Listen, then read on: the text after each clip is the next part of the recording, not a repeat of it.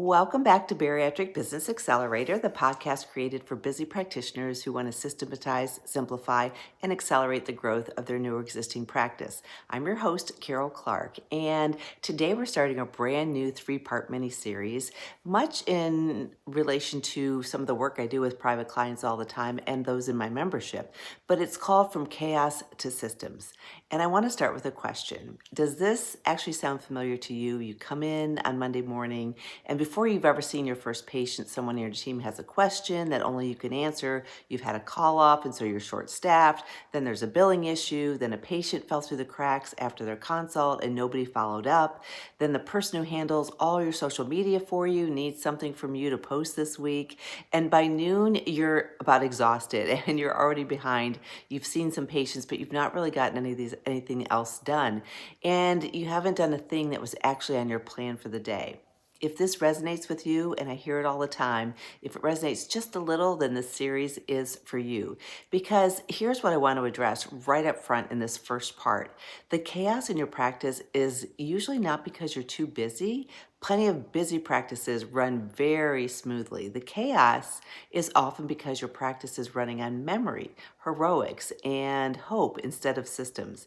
And there's a significant difference between the two.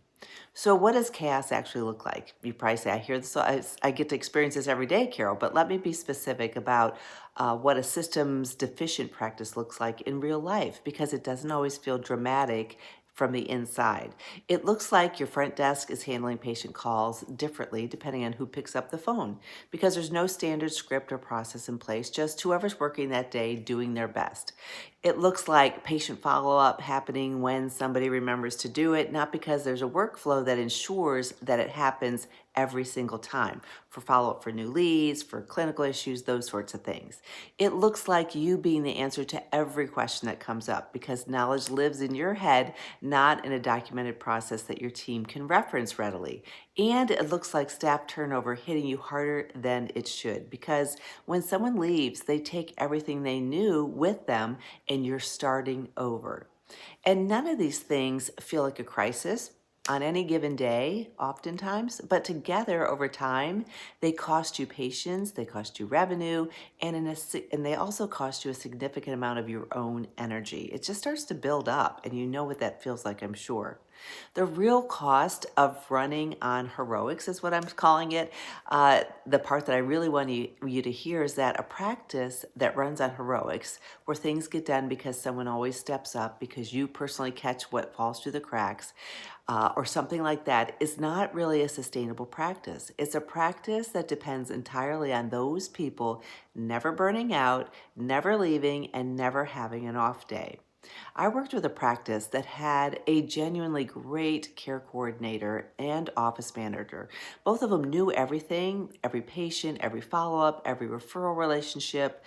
These ladies were their system. And when one of them left for another job, the practice felt it for months. Not because she did anything wrong, but because nothing she knew was written down anywhere. It all walked out the door with her because it was in her brain. That's what running on heroics costs you, and it's entirely preventable. The question that changes everything is this, the diagnostic question I use with every practice I work with. If you or one of your key team members were out for 2 weeks, genuinely unavailable, what would break? If the honest answer is, well, almost everything, Karol, that tells you something important. It tells you that your practice is built around people rather than processes. And that's the thing we're going to fix in this series, or work towards fixing.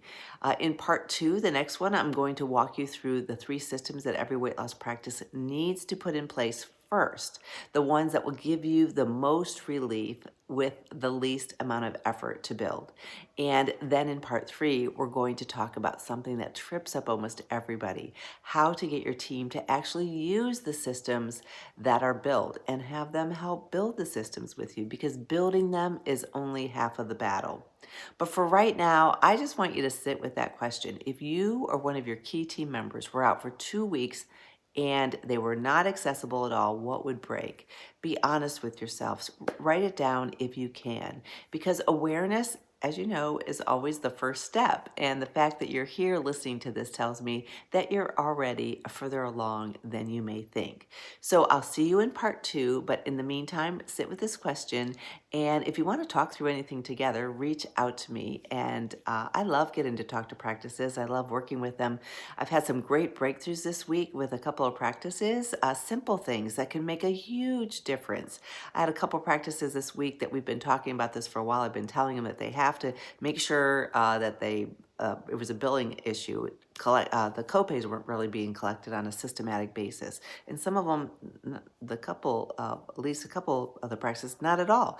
And we worked, set up some KPIs, we put everything into place, and it has made a huge difference. I know that sounds simple, and you think, why weren't there copays being collected? But it's little things like this that we discover that are going on in practices that when one little thing is fixed, it makes a huge difference, whether it's financially or from a patient referral perspective or something like that. It can make a huge difference, and then it gives you the momentum to tackle the next thing that's keeping you up at night. But setting these systems in place that we're going to talk about this over the series is really a game changer for so many practices. So I look forward to sharing that with you. And for those that I've worked with directly, I love doing this work with you. So anyhow, take care, and I'll see you in session two.